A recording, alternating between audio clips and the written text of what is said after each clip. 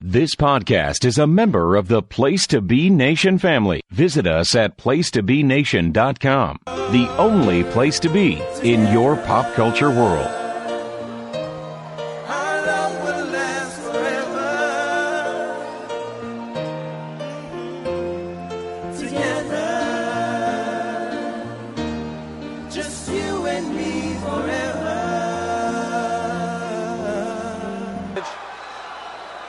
Do you take this woman as your lawful wedded wife? Ooh, yeah! Oh, Place the ring on her finger and repeat after me. With this ring, I thee wed. Hello and welcome in Place to Be Nation, and welcome to With This Ring, our second edition on WCW. I'm your co-host Ryan Everett. I'm your co-host Cindy Everett. Yes, and tonight we will be we went old school and looking at 6 matches, mainly from Jim Crockett Promotions. The last one we kind of cheated a little and went 2 months into the WCW era, but... Okay. Well, yeah, I guess that's the one thing I was going to ask you when we were watching. Like, they kept on talking about, like, the NWA. Right. So what's that in So the relation to NWA was... Everything. Basically all the promotions except WWF. Oh, okay. But, like, as the 80s went on, the Jim Crockett Promotions became the most powerful group of the NWA. I think you've gone through this with me before. Yeah. It's starting to sound familiar. All these acronyms are starting to run together. Right, yeah. It gets easier as we go. Like, eventually we just got to WCW. Right. And that's like the from monolith. 89 on. But right now it's the little fragments. Right. So Jim Crockett Promotions is... when we start the matches, it's the promotion in the Mid-Atlantic area. Okay. And that would eventually, as they grew bigger and bigger because they had the 2 hours on TBS each week, they kind of expanded and took over other NWA territories. Gotcha. Okay. Yeah, the first match we watched was a little bizarre because there's no commentary. Yes, so July 9th in the Charlotte Coliseum. Yep. In Charlotte, obviously. It's July 9th, 1983, and it's U.S. champion Greg Valentine against Roddy Piper. And in this was part of the first group of matches that dropped on the WWE Network in their section called Hidden Gems. Oh. So, literally, the only people who had seen this match before were the 5,000 people or whatever were there. Gotcha. And then they just threw this on the network. Like, really? Yeah, because all these house shows that Jim Crockett Promotions had, especially in like Charlotte, probably like Greensboro, they're bigger towns, they taped, but they just never aired them. Did anything with the tape? Okay. So they just put this out there like in the middle, like 2 years ago. Just here's a 15-minute match. And that was your first time seeing this? Yep. And that was like anyone's. Oh, anyone's first time. Like you said, except for the people who saw it live. So the storyline there was Greg Valentine was the U.S. champ. Okay. He had lost the belt and then won it back from Roddy Piper. And after he won it back, he hit Roddy Piper in the air with the belt. Oh. Blooding his air. And that kind of sets ear. Yes. Your accent, I said air. No. He even hit in the air. Hit him in the air.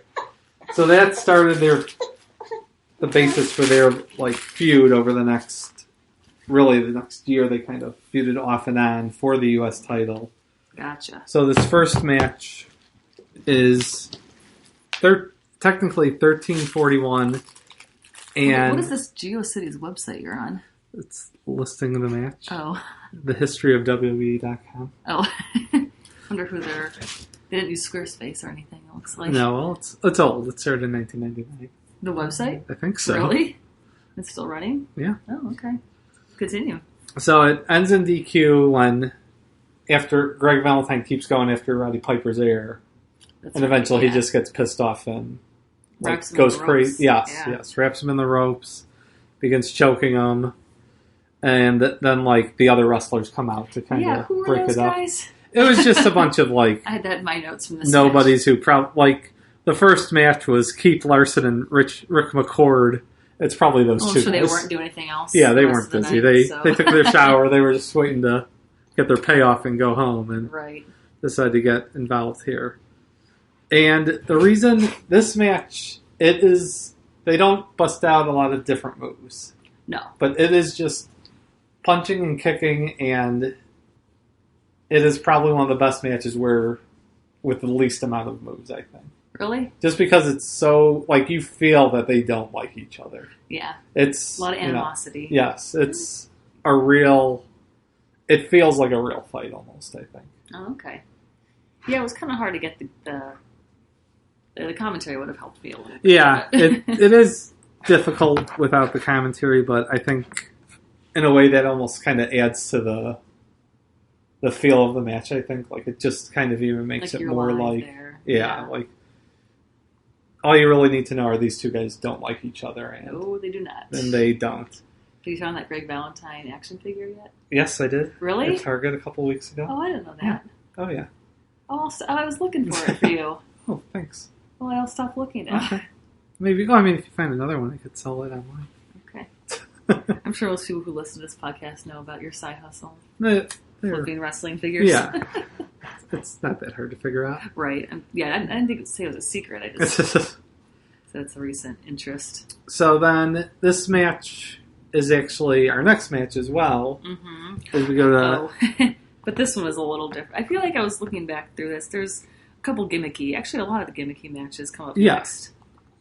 So, it's on Thanksgiving Day, November 24th, 1983. 15,000 people. 4 months later. Yep. And it is Roddy Piper defeats U.S. champion Greg Valentine in a non-title match, which the announcers kind of stumble on that quite a few times. They don't know if it's non-title or title. Yeah, well... And this is a dog collar match, which explain... Okay, so a dog collar match is where you wear your dog collar around your neck. Yep. And so is your opponent. And they're attached. I think maybe Jake wants to tell us the dog collar How did you think about the dog collar match? Yeah, so the dog collar matches are attached to each other with a chain. Yes. And you can use the chain as a weapon. And obviously. They do that quite a bit. I think they kind of died down. You mentioned that because it wasn't really gimmicky at first. Right, yeah. At first there's a lot of like tugging of necks and stuff to see who has the stronger neck, I guess. Right. To kind of get down. Finally bunches up the chain. Yeah. Starts whipping them with it. Yeah, I think that's the correct use. Yeah, I would do that. Or just ball it around your fist and use it like that. They do that too? They did that a few times, yeah. Yep. And then, so this was Starrcade, and... Yeah, how does that... You told me about this before, but so I forgot. Starrcade the whole genesis of the holiday. Well, for it being on Thanksgiving, a lot of big shows were always on either Thanksgiving or Christmas. And like this was it says it was a matinee, so... Oh, so right when everyone should be eating turkey? Or wait, no, it doesn't say. Sorry. That's something else I saw. No, so I think it was just at night, like... Okay, yeah. People eat Thanksgiving and go out to see some wrestling. Go out to see some wrestling. And it was kind of like... Because, back then I think there were just 2 football games. Oh, okay. And the same thing, like Lions play in the morning, Cowboys play in the afternoon. And then you eat your dinner and then you go and watch wrestling. And so what they did with these early Starrcades was they didn't have pay-per-view yet. So they would do closed circuit. Okay. So, and especially with it just being in the territory, so this was in Greensboro. So probably in Charlotte, Atlanta, Asheville, Durham, all those cities that they usually went to, they would have a theater, and they would just be playing it on the movie theater. Oh. And they charge people admission for the theater? And that's actually what they ended up doing for the first WrestleMania. Really? It was on closed circuit, and that was... The thing with that, though, it was nationwide. And they ended up having, they said, once they knew they had 1 million people watching, they knew that it was going to be a success. How would that work with the theaters, though? Like, would the theaters get, a... They'd have a live feed to it. Okay. It would just be beamed to them somehow. I'm not really sure how it worked out. But... Yeah, me neither. I didn't realize that was a thing. Yeah. So that's how they like reached out and were able to tie it up to people. And then eventually a show like this would come out on VHS, but that would be well after the fact. Is that when you first watched them? No, I saw this. I think I rented a Best of Starrcade tape. That was like all the big matches from the first 5 or so. Yeah, I was going to say, in your youth, were you as into WCW or were you strictly WWE? No, I was... The first 2 years, I was strictly WWF, and then I kind of just wandered on to WCW one night, and then like saw Sting and Ric Flair, and was like, "Oh, these are..." Well, Ric Flair I knew from WWF, but Sting, and it was like, "Oh, these are those guys on those other wrestling tapes at Blockbuster." Oh, let me go down that aisle. Then I started renting those as well, and kind of understanding them more, and getting the whole backup. Sting never went to WWF, did he? Not until 2014. That's right. But like, was he the only, like, who else didn't cross over? That's about it. I was going to say, I think just what everybody did. Everyone did. I mean, Goldberg was only like in WCW the last 3 years, but he came to WWF in 2003, but he didn't cross while WCW was in business. But that's about it as far as like the big stars. Sorry, a little bit off track, but then what about the, how's the new one doing? Because I'm kind of thinking about offshoots from WWE. Oh, AEW? AEW, yeah. They're not great timing with COVID. Yeah. Well, I kind of forgot about They're doing okay. They're pretty strong ratings-wise on Wednesday nights. And now they're kind of, I think, getting, just like WCW back in the day, if you're on TNT when playoff basketball is going around, your schedule's going to get kind of jerked around a little bit. Well, the more things change, the more they stay the same. Yep.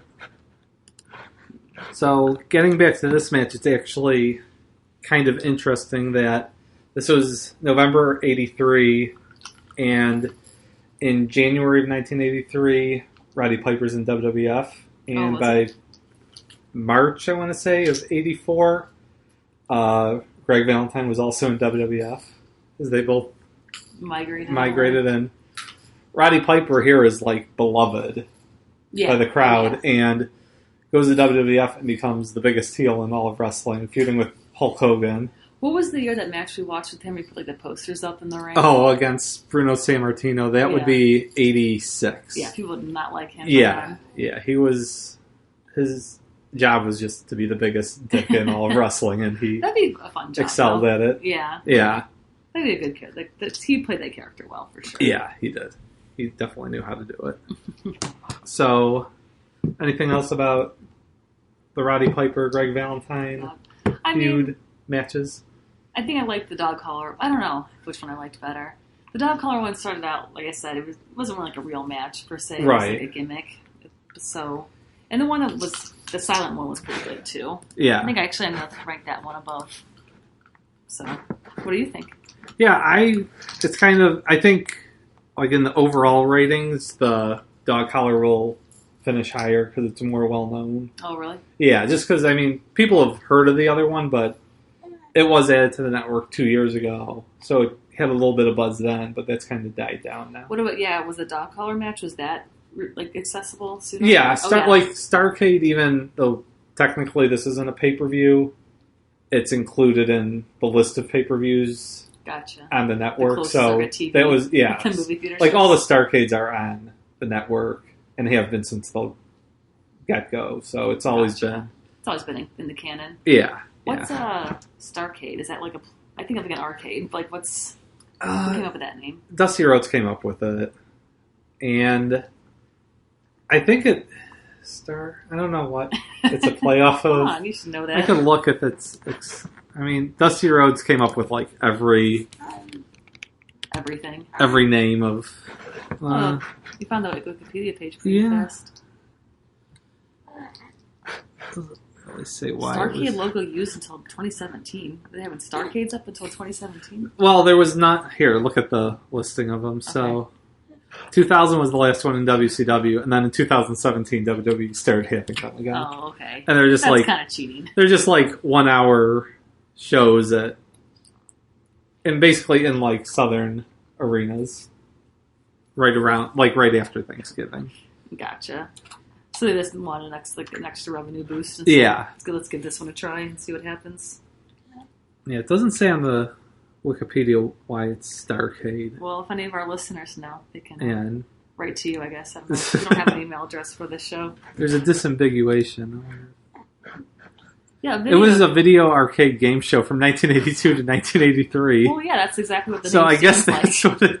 Although he spelled it with the double R, whereas this just has the one R. Yeah. So I guess that's what it's from. Still doesn't really explain Doesn't know. It really what it doesn't. is. I guess, all the biggest stars are there. But what's the arcade part? They're fighting in an arcade. No, I don't think that's right. I don't think that's right.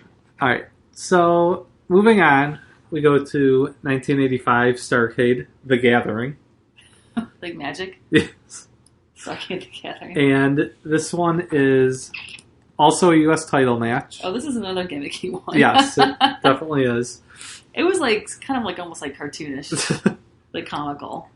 So it is Magnum TA, who is the heartthrob, the everyman, the blue collar everyman. Magnum TA is the everyman? Yeah.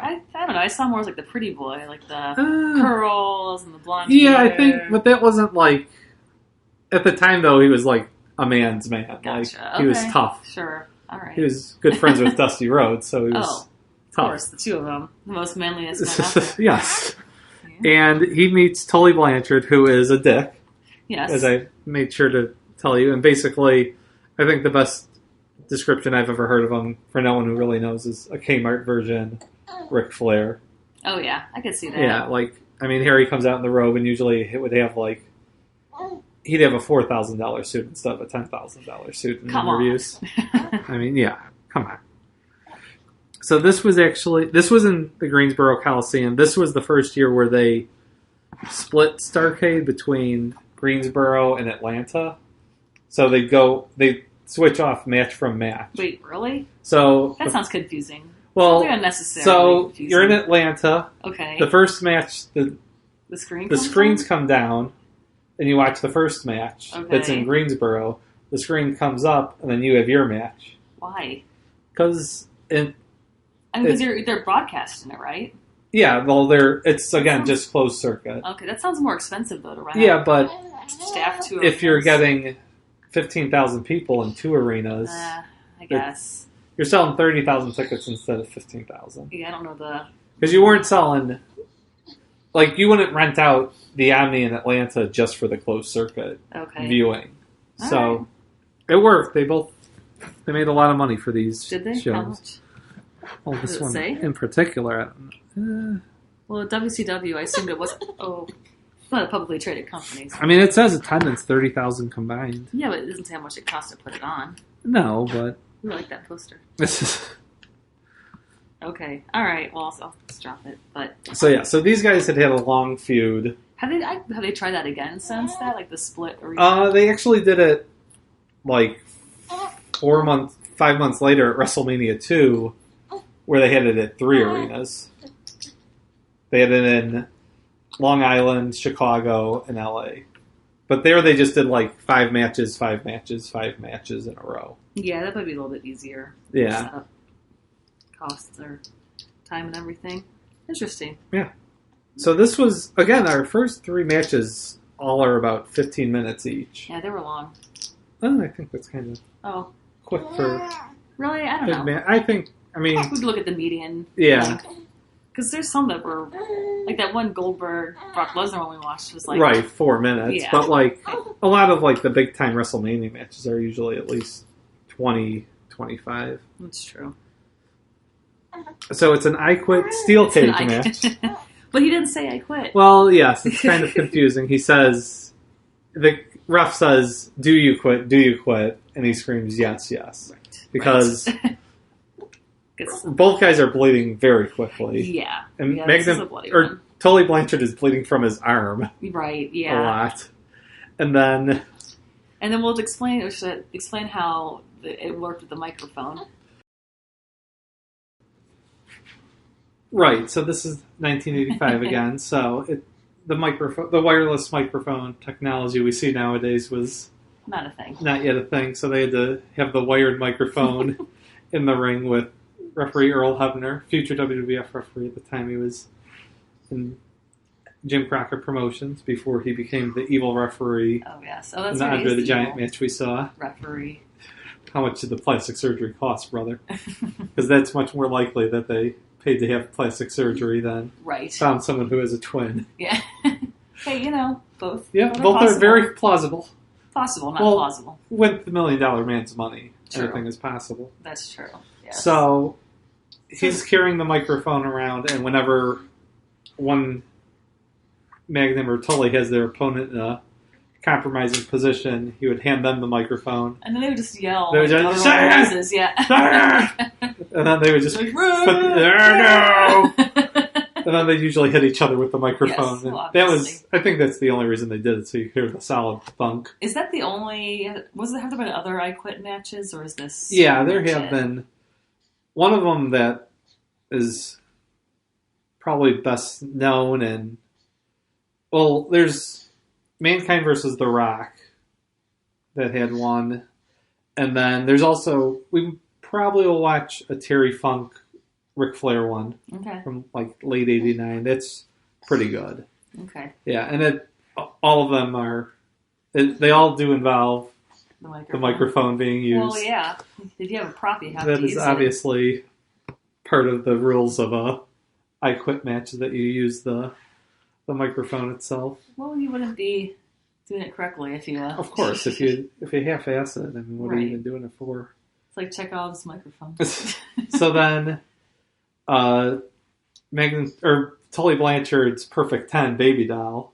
I forgot. Valet was there. Throws the wooden chair. balsa chair in the ring. Oh, that thing was like shattered immediately. It was like IKEA wood. Right. Well, I think it was meant to do that. Right. Well, obviously. Spoiler alert.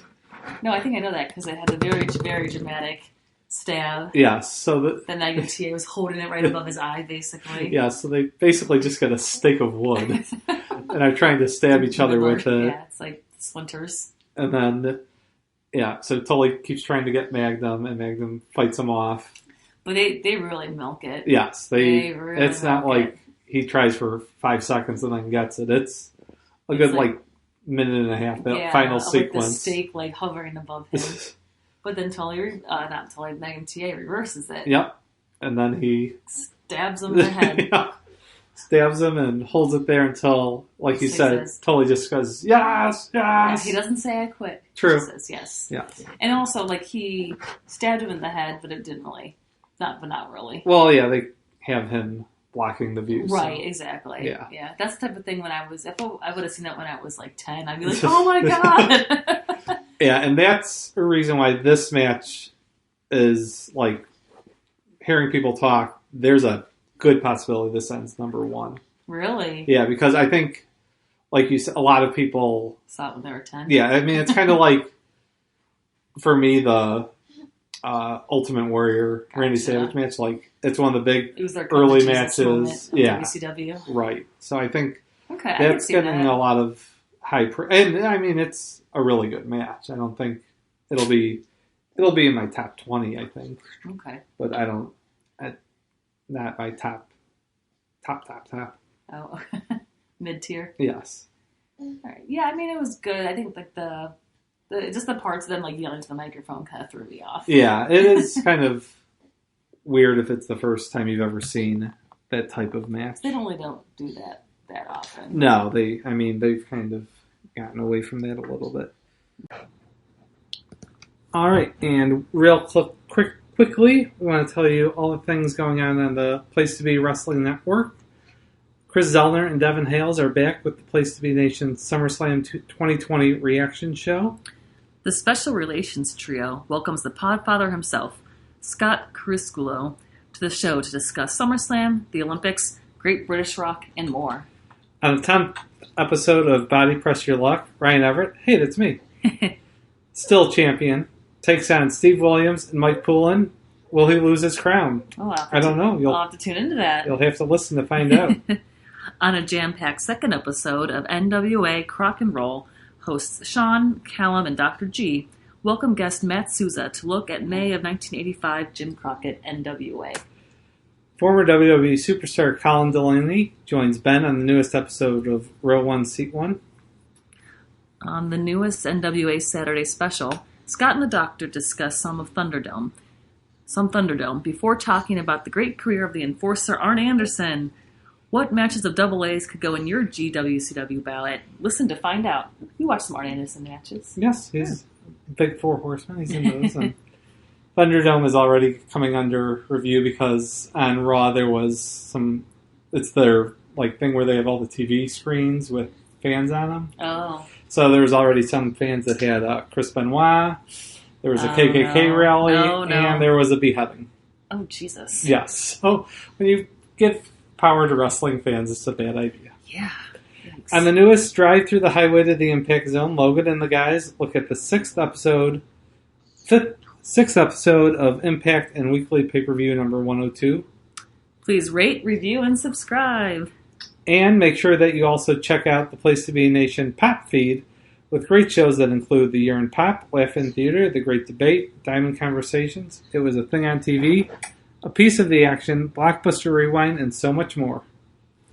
Subscribe today. And while you're at it, subscribe to a pair of tremendous podcast feeds. First, Jennifer Smith's The Jenny Position is home to Geek and Sassy, Talkin' Pop, Freak Out Drive-In, the Brother-Sister Rewatch Podcast, The Journey Through Infinity, and more. Also, check out the new North-South Connection, brought to you by JT Rosero, Chad Campbell, and Aaron George. It's the official home for Wrestling Warzone, No Holds Barred, The Extreme Three-Way Dance, Jeff Learns Wrestling, The Ruthlessly Aggressive Podcast, TNA Never Dies, Shrink Wrapped, and more. And as we've been going over our podcast, and we'll continue to, we have officially kicked off the 2020 Stretch Project, determining the greatest WCW match ever. You have until New Year's Eve to do research, promote matches, and build your lists. Conversation and rules can be found at www.facebook.com/matches/GWCW matches, or on the Pro Wrestling Only message board. On our social media page, the greatest song from a movie tournament has kicked off, so be sure to vote for your favorites today.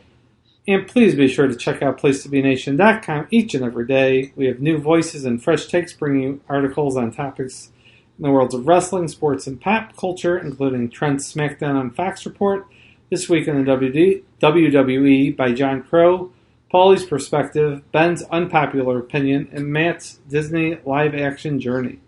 And if you're doing some online shopping from Amazon, be sure to click on the banner on the right side of the Place to Be Nation homepage, or use www.placetobenation.com/Amazon, and it takes you right to Amazon and helps us out Place to Be Nation with no cost to you. Yep. All right, let's get back to the show. Mm-hmm. So next is actually out of order from what we watched, because next is actually taped January 20th, but aired on Worldwide January 24th, 1987. Oh, okay. Ric Flair defends the world title against Barry Windham, and it ends in a time limit draw. Oh, yeah. That was confusing, too. But I actually really liked this one. Yeah, this one Oh, the commercial breaks in the middle. Right. That one, yeah. Well, this was so there was an hour-long TV show every week called Worldwide. Okay. And this week, this was the only match on it. Oh, really? Yeah. So they paid those advertisers. Yep. So, you still need to take the commercial, so they took them, and the only thing that, because I remember seeing this it was one of the first WCW matches that was released on a WWF DVD when they made a Ric Flair compilation. Oh, okay. And the thing is, it's a time limit draw, so they say because it's TV time remaining. But then, after the match, they got Dusty Rhodes analyzing the match. Yeah. Then they go to commercial. Then Dusty Rhodes comes back and talks about the match more. So they had more time. And then Ric Flair cuts an interview at the very end. So they have 6 or 7 minutes that... No. If I was watching at the time, little 1-year-old Ryan, Yeah, I don't think I would be like, why isn't Barry Windham getting these 6 more minutes to win the title? He had Ric Flair on the ropes, which anytime there's a time limit draw, that's pretty much how they always end. Oh, really? With the face just about to win. Of course. Then just runs out of time at the end. Yeah.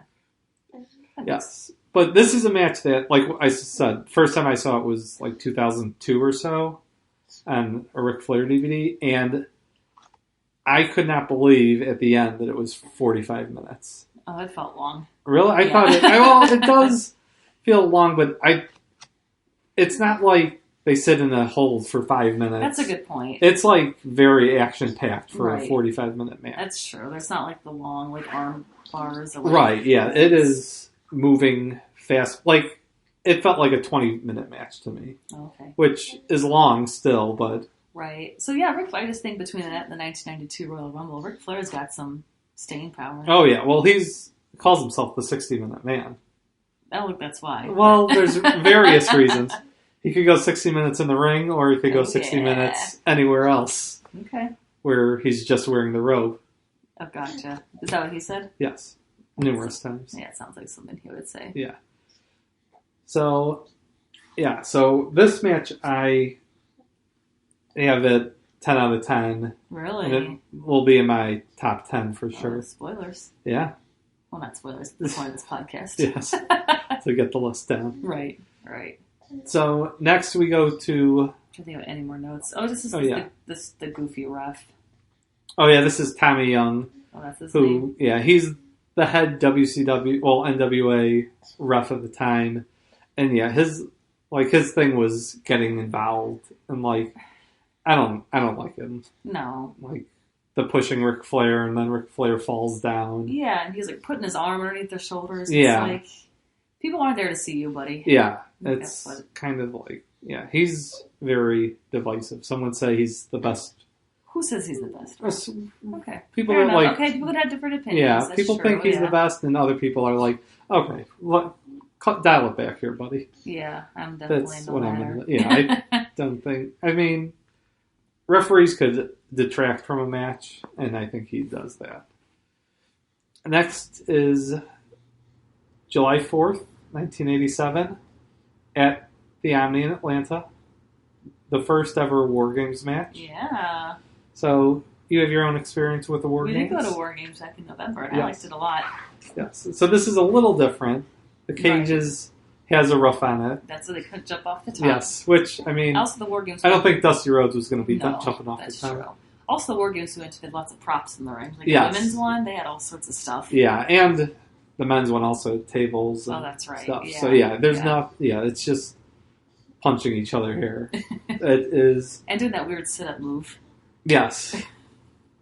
So it is the Four Horsemen, Ric Flair. But there's 5 of them. Well, Ric Flair, Arn Anderson, Lex Luger, Tully Blanchard, and their manager, J.J. Dillon, against Dusty Rhodes and Nikita Koloff, the Superpowers. Because it's Russia. I'm writing down the names after. Because Russia and the American Dream. Oh, okay. And then the Road Warriors, Hawk and Animal, and their manager, Precious Paul Ellery. Yep. Yep.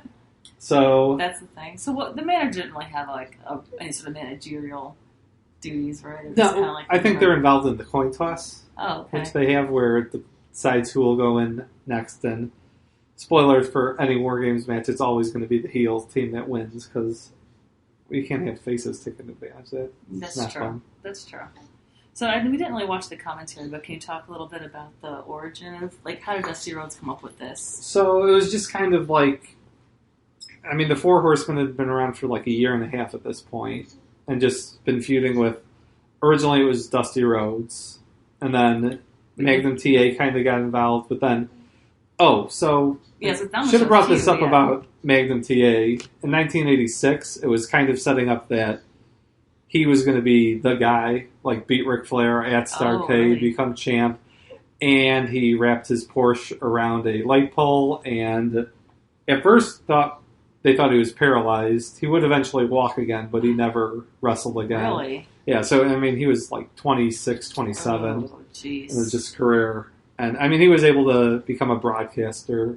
That's good. For them, but yeah. So that kind of So what they needed to do, they needed to make someone a face to challenge for Ric Flair at Starrcade 86. So they took Nikita Koloff, who was this huge, jacked up Russian. Yeah, he can't be a face. He can't be a Russian face in the 80s. Here's the thing, though. Wait a His second. biggest feud had been with... They feuded... Him and Magnum TA feuded all the summer of 1986.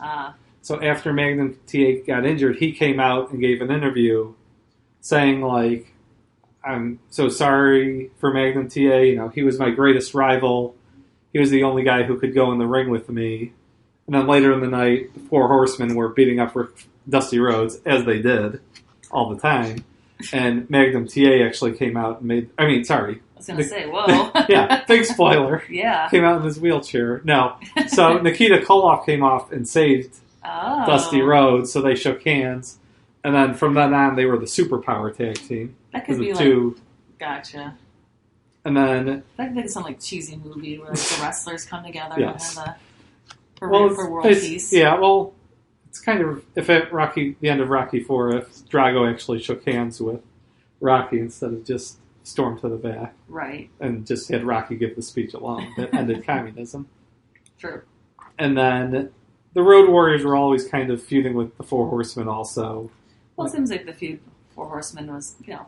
Well, they were the big heels that would feud with all the big top faces. So they needed a match to kind of decide it all. And Dusty Rhodes claims that he was just kind of thinking of it. And skiing. Yes. Yes. The War Games documentary that unfortunately isn't on the network. Really? It was released in like 2013, so I don't know why it isn't on there, but yeah, he gives his stories about how he came up with it while skiing and then drew a sketch of it on a cocktail napkin or something. And yes, so War Games, and it's so two guys start for 5 minutes, then every 2 minutes a member of another team comes in. Yep, and then you can't win until everybody's in. Right, and once everyone's in, it's called the Match Beyond. And when the Match Beyond begins, the only way to win is submission. Or tap out. Surrender. Yes. Tap out wasn't a thing for about 10 years. Okay.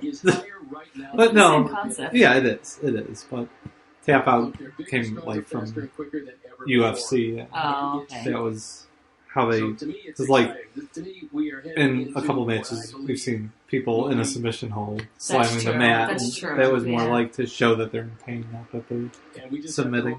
Gotcha. So... Every guy comes in, pretty much everyone bleeds. Yep. Just about, at least. Yeah. And then Paul Ellering, the Road Warriors manager, comes in, and he has his little spike thing that they would have on their arm, and he's just hitting people with it. Oh, yeah, it's going to be And then they eventually go after J.J. Dillon. And Paul Ellering, like, why does that name sound familiar? He was in NXT. Yeah. Like, with the Authors of Pain. He was that's him. Yep. Oh, same guy. Okay. Yep. Now it makes sense. It's all connected. Together. Well, yeah, it's totally connected. It's the same company. Of course. Same group of people. Yeah. So, they actually, the strategy that kind of works out is that the faces are trying to just have the Road Warriors get J.J. Dillon alone. Yep. Because he's obviously the weak link. And they just kill him. Like, literally, they legitimately broke his collarbone. That's right. Because I'm sure you've seen it. The Road Warriors did the Doomsday device, usually, where they put one guy up on their shoulders and then the guy would come off the top rope with a clothesline. That sounds familiar. It's been done plenty since then. But they try to do it here and forget that there's a cage on the roof. So they just kind of pick him up kind of awkwardly and clothesline him, and he falls not the way you're supposed to. Yeah. Which is right on his shoulder. Yeah, that was, it looked painful. Yes, it was. And then sure. They just kind of, after that, they just kind of keep kicking his face into the cage, and eventually he just surrenders. Yeah, well, I would too if I had a broken collarbone. So the only thing that's kind of, I mean, it's nitpicking because it's probably like one of the most violent matches ever, and gets the point across real well, is that at the end, the crowd doesn't know exactly when it's over. Right. Like the bell rings, so you could kind of figure it out, but like in the one ring with everyone else, they're still fighting. That's right. It doesn't end immediately, so that's the only. But that's kind of like just a nitpick. Yeah, nitpick, and it's kind of just always going to happen with war games if it's submit or surrender, especially doing your own little thing. Just see what happens. Mm-hmm. Yep. No, it was good. And then, so this was on the Great American Bash, and what they did in 1987, we kind of talked about this last show. It was a tour where they had like 27 shows over 35 days or whatever. And this was, being in Atlanta, was one of their big stops. Their big stops. Makes sense. So, did they hype this up, or was this like a surprise? Yeah, well, it's kind of odd because, like, what they would do is a lot of times they'd hype it up on their Saturday night show. They'd just be like, tonight we're in Atlanta, then tomorrow we'll be in Baltimore. And then did they hype up war games, though? Yeah, they did hype it up. Like, they had actually, I think the last match on the Saturday night right before it was J.J. Dillon taking on some jobber, and he does all the Four Horsemen finishing maneuvers just to show how great of a wrestler he is. And, I mean, like, before the match, I think all the Four Horsemen come in and beat the guy up, so it's... Gotcha. Just poor guy. Well, yeah, but it's kind of just to make you want to see J.J. Dillon get his even worse than he does. Yeah, I think he got more than he deserved. Yeah, he gets it. He gets I don't know how he is as a person, but probably didn't deserve to get his collarbone broken. I think it depends who you ask. Oh, yeah? I think there's some things about mortal enemies? Maybe not mortal enemies, but... So then, like I said, the Crockett sell to Ted Turner in like December of '88. Okay. So we go to February 20th, 1989, the Chi-Town Rumble. So it's technically Ted Turner's WCW, but it's still in spirit, still more Jim Crockett Promotions than what we'll watch in the future. Transitioning over. Okay. Yeah. Have you been to UIC Pavilion for anything? Yes, I think I saw a String Cheese Incident concert there. How did that happen? It was just, it's a jam band that was playing. I've heard of that. I don't think I've heard any of their music ever. No, probably not. It's all right. Why did you go? I all kind of like them. Oh, okay, that sounds about right. Yeah, I mean... Why not? Yeah, the Grateful Dead isn't around, so we'll go to there. The low rent. Yes. I think I saw the Killers there. Okay. In 2008? Yeah, I think the show I think it was 06. It's kind of small. Yeah. And the ceiling's really low in there. Yeah, it was. And I'm guessing it was pretty much the same, if not crappier, in 1980. Yeah, it says about 7,500 people, 5,500 paid. So it is Ricky Steamboat pinned NWA World Champion Ric Flair at 23:07 to win the title. And this was... This one fell shorter than 23 minutes. Yeah, this was another one where it's boom, boom, boom. One. Like, they start off not slow, but just kind of like feeling each other out. Right. Like, working the arm and stuff. And this is... So, WrestleMania 3 is Ricky Steamboat versus Randy Savage. Right. And then... Match everyone. He leaves after WrestleMania 4 a year later. Okay. And then he says he's retiring. And then he shows up in the... Like... late January of 1989. So he shows up and then right away is put in this feud. And they kind of... Going back to the family business in North Carolina. Yes. And they kind of...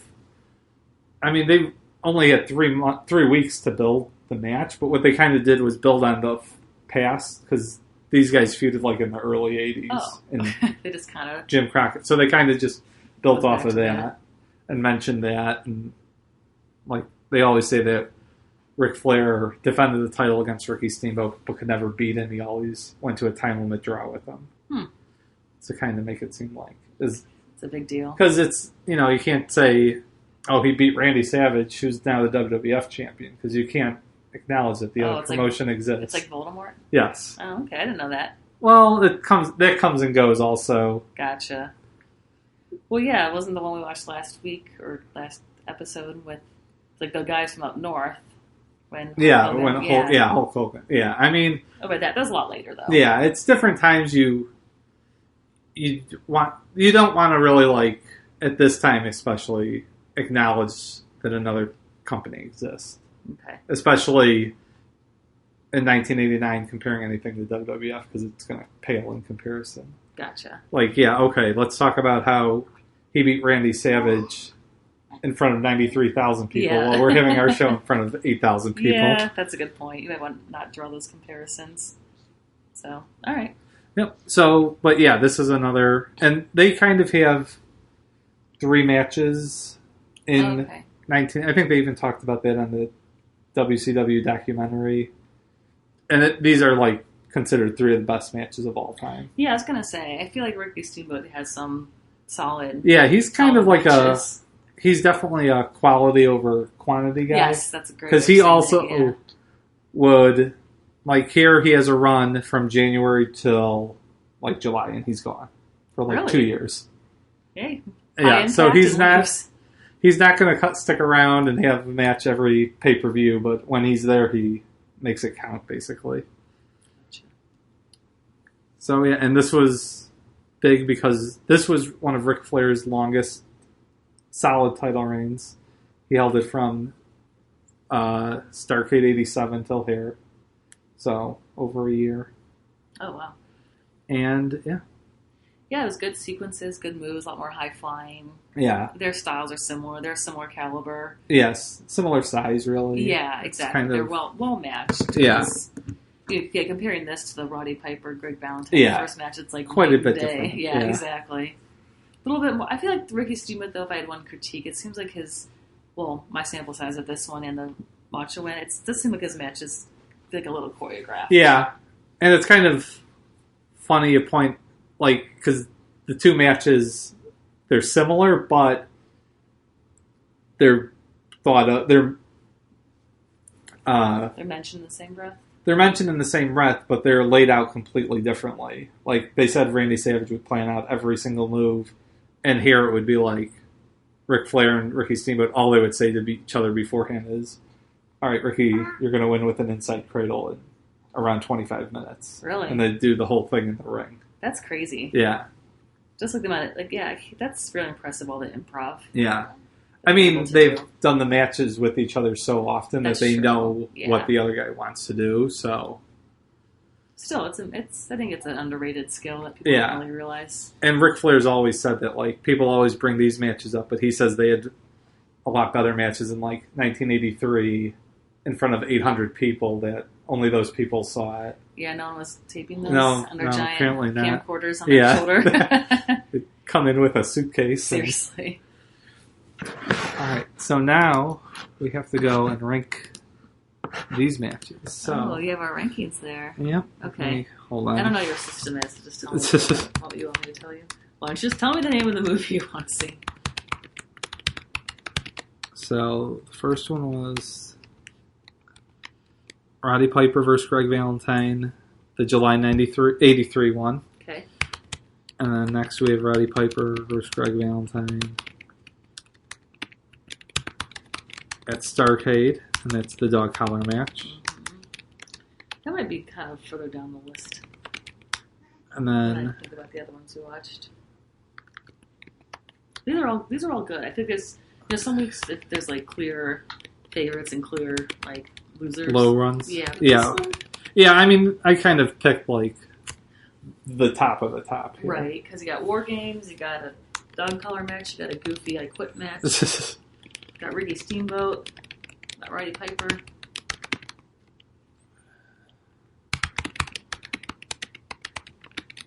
Alright, so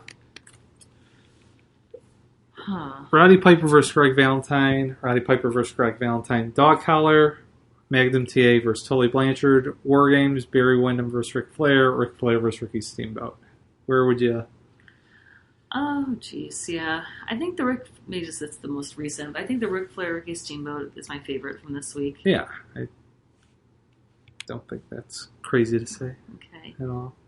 I might put the dog collar match near the bottom. Okay, so 5 or 6? Put it at 6 for now. Okay.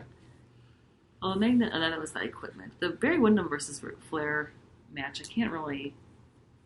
I don't know. That was not memorable for me. I even forget what we talked about it. Only 10 minutes ago. Or the commercial breaks. That's what I really like. I did not like that one. I put that at 5. Oh, okay. Like I said, it didn't make the same impression on me as it did. Sounds like pretty much everybody else. Yeah. Well, I mean, that's another one that it'll be interesting to see where it is. Polarizing. Okay, then working after the Ric Flair Sticky Steamboat. I think, as you can tell, I don't really look at this in advance. The first Roddy Piper, okay, Greg Valentine that is one. 2? 2. Okay. And then I would say War Games at 3. And they're all really close. Yeah, and then, same here. I quit match at 4. Yeah, so... I've had those, ask me again tomorrow. I'll have it in a different order. So I have these last 2 at 10. Wait, 10? 10 out of 10. That's right, this is different than me. War Games, I think I had at 9.75. So okay. What type of fractions do you guys like? I mean, you could. This is my own. Oh, okay. Rating that, and if I at the end I'll have 10 matches ranked 10, I'll just kind of pick them against each other. There you go. And then I think Magnum TA, I'd probably say that's 9.5, and then probably 9 for this dog collar and 9.5 for the. So I'd say Wyndham versus Flair, Flair versus Steamboat, War Games, Magnum TA versus Tully Blanchard, the first Piper Valentine, and then the dog collar. So yeah, the dog collar is our lowest. Both of our lowest. But like I said, I wouldn't. They're still really good. Yeah, it's not like I'm saying it's a crappy match. It's just out of these 6. It's the most gimmicky. That started out slow, like tugging on the and just playing tug of war with their necks basically. Yeah. So. But yeah, really good matches. And then for next week, we're going to go from the earliest days in the poll to some of the later days in the poll, as we'll be watching WCW Nitro matches. From what year's that? Starts in 95. Okay. And then I think the latest we'll go is 1999. Okay. I don't think there's going to be too much 2000 Nitro. Well, that'll be definitely a contrast from this week. Yes. And this is their weekly Monday night show, so none of the matches are that long. The most is probably 15 minutes. Any blood, or is that out? Yeah, that's out. Oh, good. Yeah. No, blood was a no thing, a big no-no at that time. Janet Reno was cutting down on violence in television. Simpler times. Yep. Okay. Well, all right. Anything else to add? No, just looking forward to continuing this journey with you. Yep. Through, as we go past Jim Crockett Promotions in the NWA into WCW, where the big boys play. Oh, is that what they said? Yes, that is the title. All right, cool. All right, we'll see you next time. All right, Thanks. Bye. Bye.